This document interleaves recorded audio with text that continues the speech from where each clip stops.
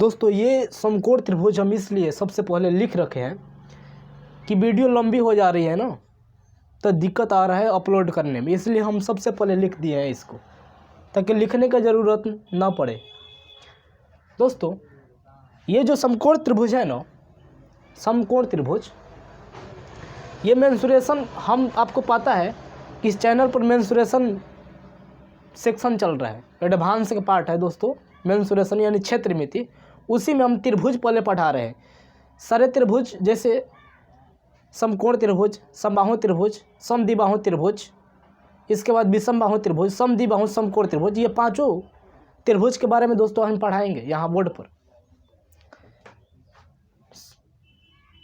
पहले समकोण त्रिभुज पढ़ा देंगे, इसके बाद समबाहु त्रिभुज, फिर समद्विबाहु समकोण त्रिभुज, फिर समद्विबाहु त्रिभुज, फिर इसके बाद विषमबाहु त्रिभुज।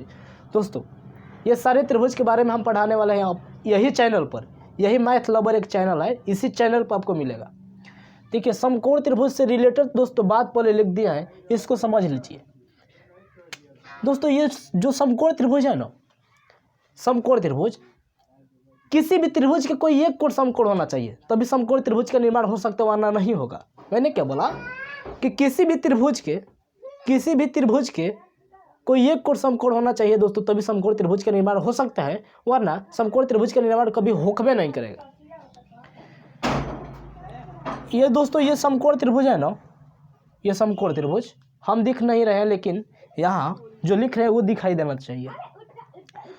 दोस्तों ये जो है ना सीधा, एक खड़ी हो और एक पड़ी हो, एक खड़ी हो और एक पड़ी हो, तभी दोस्तों एक समकोण त्रिभुज का निर्माण हो सकता है। यानी एकदम सीधा, यानी एकदम 90 डिग्री एंगल होना चाहिए दोस्तों, तभी समकोण त्रिभुज का निर्माण होगा। ये समकोण त्रिभुज है। ये दोस्तों आपको बता दूं, ये समकोण त्रिभुज तभी बन सकता है जबकि कोई एक कोण समकोण होना चाहिए। और इसके बारे में और बता दूं कि इसके तीनों भुजा को अलग अलग नामों से डिनोट करते हैं। इसके तीनों भुजा को, ये दोस्तों लंब है जो एकदम सीधा है, इसको लंब कहते हैं। अंग्रेजी में इसको परपेंडिकुलर कहते हैं, यानी इसको पी से हम डिनोट कर रहे हैं। और दोस्तों ये बेस है, बेस यानी आधार, इसको दोस्तों हम बी से डिनोट करते हैं। और ये है दोस्तों कर्ण आपका, ये कर्ण, इसको हाइपोटेन्यूस यानी एच से डिनोट कर रहे हैं दोस्तों। और ए बी सी जो लिख रहे हैं ना दोस्तों, ये लगातार लिखना पड़ता है। त्रिभुज कोई भी हो दोस्तों, अगर ये लेटर को लिखना है ना तो लगातार लिखिएगा। किसी भी त्रिभुज में, चाहे कहीं पर भी लिखिएगा, किसी भी आकृति में लगातार लिखना पड़ता है दोस्तों। मैथ का नियम यह कहता है। अब बता दूं कि इसका नाम लंब है और ये आधार है और ये कर्ण है, यानी इसका 3 साइड है दोस्तों। इसके रिलेटेड सारे बात हम आपको बता देते हैं। हमें इसमें लिख दिया है कि समकोण त्रिभुज या किसी भी त्रिभुज में लगातार लेटर के द्वारा लिखा जाता है। आपको बता दिया कि लगातार ए बी सी, अच्छा त्रिभुज मान लीजिए कि यही समकोण त्रिभुज है, तब पी क्यू आर, मतलब ए बी सी डी के लगातार लेटर होना चाहिए दोस्तों। लिखने का तरीका यही है, ये समझ गए, पहला समझ गए, कॉपी में नोट कर लीजिए दोस्तों।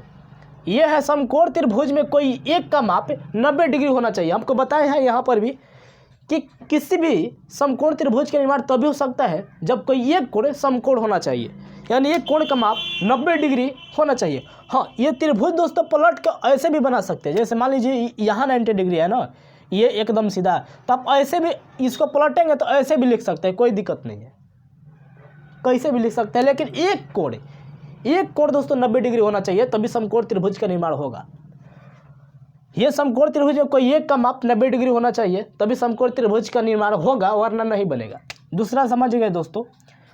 अब ये 90 डिग्री होगा तभी वो समकोण त्रिभुज का कहलाएगा। तीसरा पॉइंट समझ लीजिए कि समकोण त्रिभुज में समकोण वाले शीर्ष से, समझिए, समकोण त्रिभुज में समकोण वाले शीर्ष से सामने के भुजा हमेशा कर्ण कहलाती है। अब कहेंगे कैसे, यहाँ बतलाइए, तो सुनिए।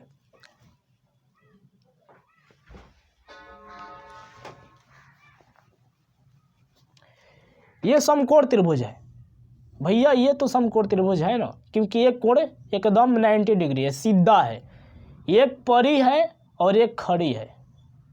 यहाँ जो झुकाव उत्पन्न हुआ दोस्तों ये एकदम सीधा, ये 90 डिग्री हुआ, ठीक है ना। ये जो कोण बना एकदम सीधा, ये सीधा होना चाहिए दोस्तों, तो भी 90 डिग्री बनेगा। अब बता दूं, मैंने क्या बता रहा था कि समकोण वाले शीर्ष से, इस समकोण त्रिभुज ए बी सी, ये शीर्ष बिंदु है, शीर्ष बिंदु ए, शीर्ष बिंदु बी, शीर्ष बिंदु सी। हम दोस्तों त्रिभुज के बारे में बताएंगे जब हम पढ़ाएंगे, जब ज्यामिति पढ़ाएंगे, जियोमेट्री, तो उसमें हम बताएंगे दोस्तों कि शीर्ष बिंदु क्या होता है, एंगल कैसे बनता है। इसके बाद दोस्तों भुजा कौन कौन से, उसमें बताएंगे। ये दोस्तों मेंसुरेशन का पार्ट है, और मेंसुरेशन में हम त्रिभुज के बारे में दोस्तों, त्रिभुज के बारे में पढ़ा रहे हैं। वो त्रिभुज है समकोण त्रिभुज। आपको बता दूं कि समकोण वाले शीर्ष, यानी ये शीर्ष बिंदु से ये जो सामने की भुजा ये देख रहे हैं ये सी, ये दोस्तों कर्ण कहलाता है, ये कर्ण होता है। और कर्ण ये लंब से और ये आधार से हमेशा बड़ा होता है दोस्तों। ये जो कर्ण है, कर्ण इसके भुजा है, ये लंब और आधार से ये बड़ा भुजा होता है। समझ गए? समझाने का यही हम प्रयास कर रहे थे, ये भी समझ गए। 4 नंबर दोस्तों पॉइंट, चौथा पॉइंट देखिए, समकोण त्रिभुज में कर्ण सबसे बड़ी भुजा होता है। हम बता दिए हैं कि ये कर्ण इन दोनों भुजाओं से बड़ी होती है हमेशा। अगर मान लीजिए समकोण त्रिभुज की भुजा अगर 3, 4, 5 है, तो देखिए ये 5 है ना, ये कर्ण है, ये हमेशा बड़ी होगी दोनों भुजाओं की। ये हमको पता भी, आपको भी पता होगा कि 3, 4, 5 ये समकोण त्रिभुज की भुजा है, ठीक है ना। तो ये 5 ये जो है ना, ये कर्ण है। कर्ण हमेशा 3 या 4 से, यानी लंब आधार से तो बड़ा हुआ। तो ये जो हम लिखवाए थे पॉइंट, ये भी सही हुआ। अब दोस्तों ये पॉइंट देख लीजिए कि समकोण त्रिभुज में लंब को ही ऊंचाई, शीर्ष, लंब, विलंब, ये सारे समकोण त्रिभुज में दोस्तों, समकोण त्रिभुज में क्या या किसी भी त्रिभुज में लंब, ऊंचाई, शीर्ष, लंब, विलंब चारों का एक ही नाम होता है दोस्तों। ये जो आप लंब ये डालते हैं, यहाँ बता दूं, ये कोई मान लीजिए ये समकोण त्रिभुज है, तो ये जो लंब देख रहे हैं ना, लंब ये जो है दोस्तों, इसी को हम कहते हैं शीर्ष लंब, ऊंचाई, इसके बाद अभिलंब, मतलब ये चारों नाम इसी का है दोस्तों, समझ लीजिएगा। ये पॉइंट भी आपको बता दिए। अब ये पॉइंट दोस्तों बता रहे हैं कि समकोण त्रिभुज में कर्ण का वर्ग अन्य दो छोटे भुजा के वर्गों का योग के बराबर होता है दोस्तों। ये पाइथागोरस प्रमेय कहलाता है कि समकोण त्रिभुज में कर्ण का वर्ग अन्य दो छोटे भुजा के वर्गों का योग के बराबर होता है। अगर ये सेटिस्फाइड करते हैं ना दोस्तों, तो वो पाइथागोरस प्रमेय होगा। पाइथागोरस प्रमेय तो है, अगर मान लीजिए 3, 4, 5